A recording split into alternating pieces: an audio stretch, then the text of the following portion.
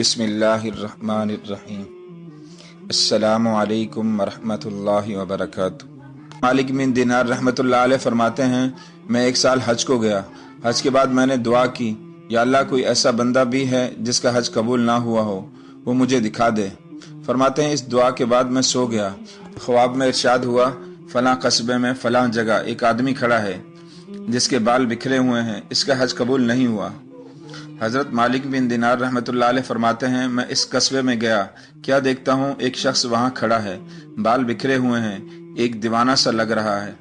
حضرت مالک بن دینار رحمۃ اللہ علیہ فرماتے ہیں کہ میں نے اس سے پوچھا، تو نے ایسا کون سا گناہ کیا ہے جس کی بنا پر تیرا حج قبول نہیں؟ وہ نوجوان کہنے لگا، میرا گناہ پہاڑوں سے بھی بڑا ہے، میرا گناہ سمندروں سے بھی بڑا ہے۔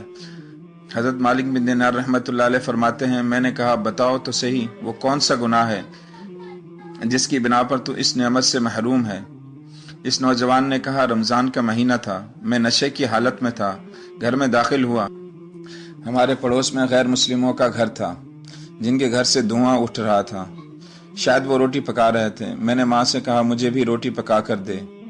ماں نے کہا ہم مسلمان ہیں، رمضان کا مہینہ ہے، میں تجھے روٹی پکا کر نہیں دوں گی۔ میں نے پھر کہا ماں روٹی پکا دو۔ ماں نے پھر وہی جواب دیا۔ مجھے نشے کی حالت میں غصہ آ گیا اور میں نے اپنی ماں کو اٹھا کر جلتے ہوئے تنور میں ڈال دیا۔ استغفر اللہ۔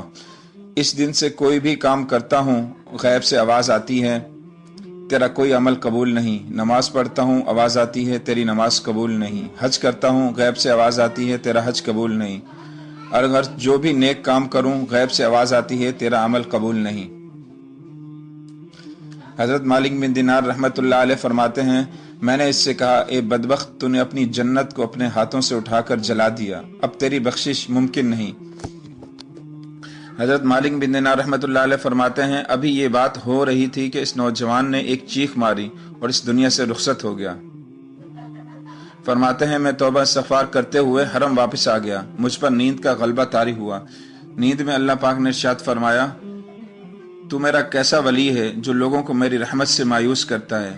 حضرت مالک بن دینار رحمۃ اللہ علیہ فرماتے ہیں، میں نے عرض کیا، یا اللہ اس نے ایک ایسا گناہ کیا جس کی معافی نہیں۔ اللہ پاک نے ارشاد فرمایا، ایک مالک بن دینار، تو دلوں کا حال نہیں جانتا، جب اس نوجوان کی موت آئی تو اس کی ایک ایسی کیفیت تھی کہ میری رحمت کو جوش آ گیا اور میں نے فیصلہ کر لیا کل قیامت کے دن میں خود ماں بیٹے کی صلح کراؤں گا۔ سبحان اللہ۔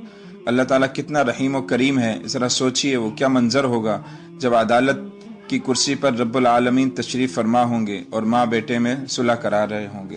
سبحان اللہ۔